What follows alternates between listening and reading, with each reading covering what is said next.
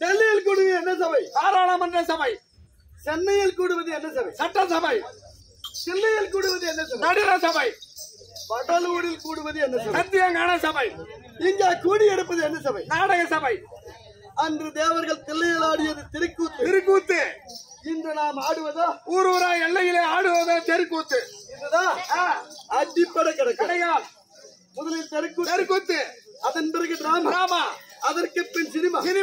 இப்படி வடிவடியா தானியா முன்னேறி கொண்டு வருகிறது. இப்பேற்பட்ட சபை முன்பாக வந்து நான் யார் விளக்கம் தெரியுமா? சொல்லுங்க விளக்கமா.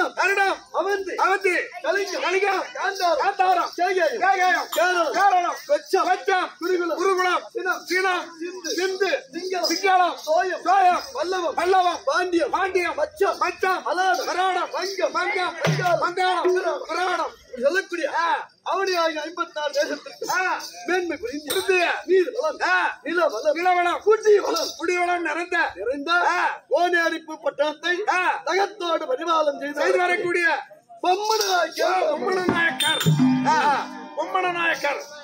6 ஓர் கடமை நீதி தவறாமல் ஆட்சி செய்து வரக்கூடிய பொம்மனாயக்கர் நீதி வாய்ந்த மன்னன்.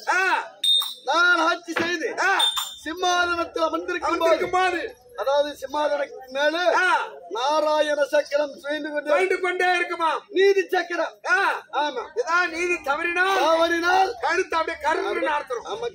ஆமா, அப்பேற்பட்ட பொம்மனாயக்கர் நீதி வாய்ந்த மன்னர் பொம்மனாயக்கர்.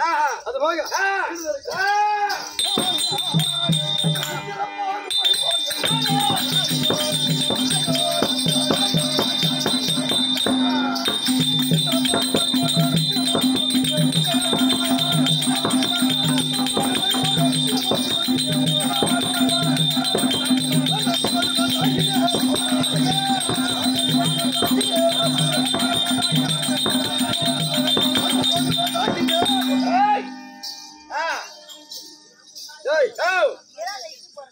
என் மகள் பேர் என்ன தெரியுமா?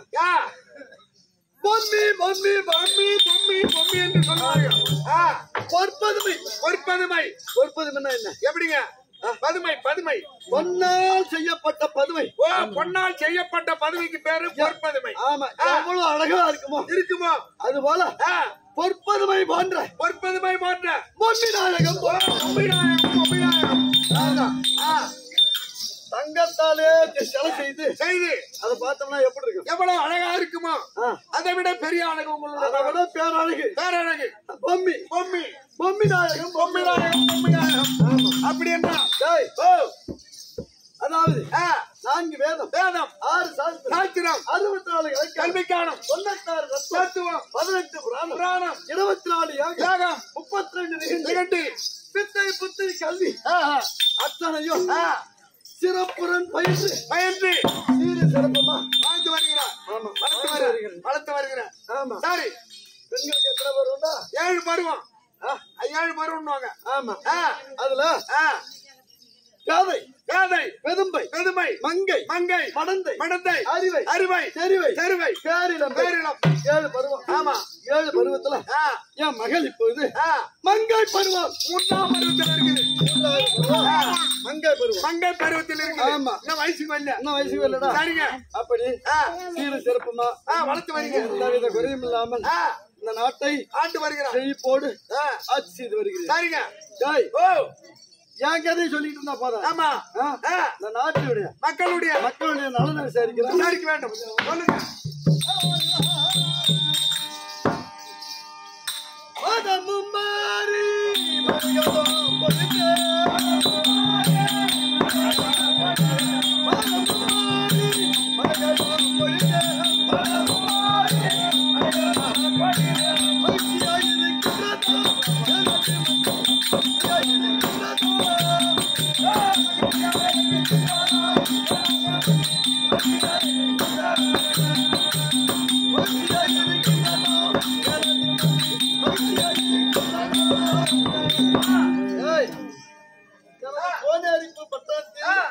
அதாவது மாதமும் மாறி மழை பொழிந்து சென்னல் எல்லாம் விளைந்து மக்கள் சுபேட்சமாக வாழ்கின்றார்களா? எப்படி?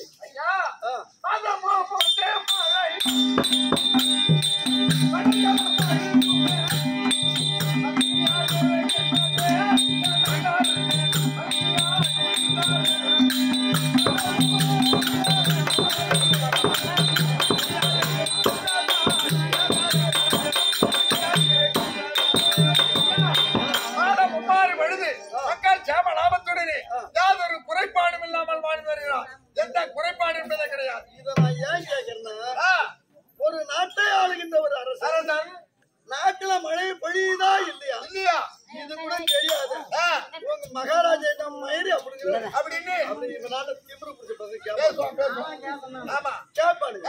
அதனால வேதமோதிய வேதியருக்கு ஒரு மலர், நீதிமன்னர் நெறியருக்கு ஒரு மலர், மாதர் கற்பனை மங்கையருக்கு ஒரு மழை, மாதம் 3 மழை என பெய்யுமே அந்த நீதிமழை பொழிகிறதா அப்படின்னு கேட்டேன். இது அந்த காலத்துல மாதம் மும்மாறி பொழிந்தது. ஆனா இந்த காலத்துல எப்படி அரிசி வெற்றிடும் மந்தனருக்கு